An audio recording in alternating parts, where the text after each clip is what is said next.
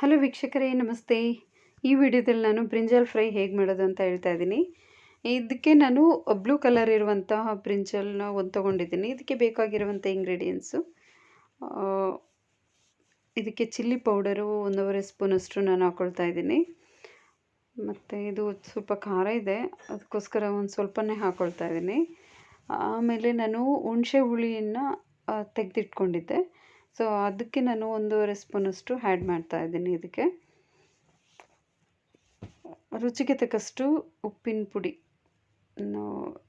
ಒಂದು ಸ್ವಲ್ಪ ನಿಮಗೆ ಎಷ್ಟು ಬೇಕೋ ಅಷ್ಟನ್ನು ಆ್ಯಡ್ ಮಾಡ್ಕೊಳ್ಳಿ.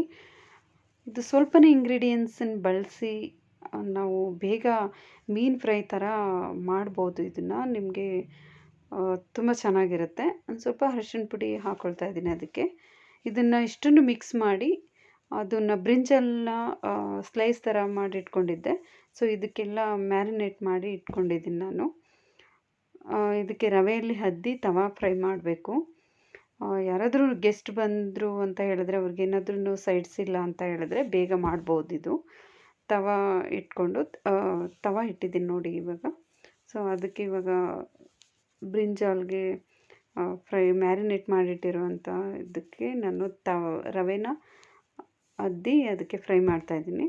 ಅದಾದಮೇಲೆ ಅದ್ರ ಮೇಲೆ 1 ಸ್ಪೂನಷ್ಟು ಆಯಿಲ್ ಹಾಕ್ಕೊಳ್ತಾ ಇದ್ದೀನಿ. ಎರಡೂ ಕಡೆ ಚೆನ್ನಾಗಿ ಇದನ್ನು ಫ್ರೈ ಮಾಡಬೇಕು. ಚೆನ್ನಾಗಿರುತ್ತೆ, ನೀವು ಒಂದು ಸಲ ಟ್ರೈ ಮಾಡಿ. ಈಗ ನಾನ್ ವೆಜ್ ತಿನ್ನೋರಿಗೆ ಮೀನು ಫ್ರೈ ತಿನ್ನಬೇಕು ಅಂತ ಅನಿಸಿದರೆ ಇದು ಮೀನು ಫ್ರೈ ಥರನೇ ಇರುತ್ತೆ. ಟ್ರೈ ಮಾಡಿ, ಊಟದ ಜೊತೆಯಲ್ಲಿ ಬೇಗ ಮಾಡಿ ಬಡಿಸ್ಬೋದು. ಯಾರಾದರೂ ಗೆಸ್ಟ್ ಬಂತು ಅಂದರೆ ಟ್ರೈ ಮಾಡಿ, ನಿಮ್ಗೆ ಇಷ್ಟ ಆಗ್ಬೋದು.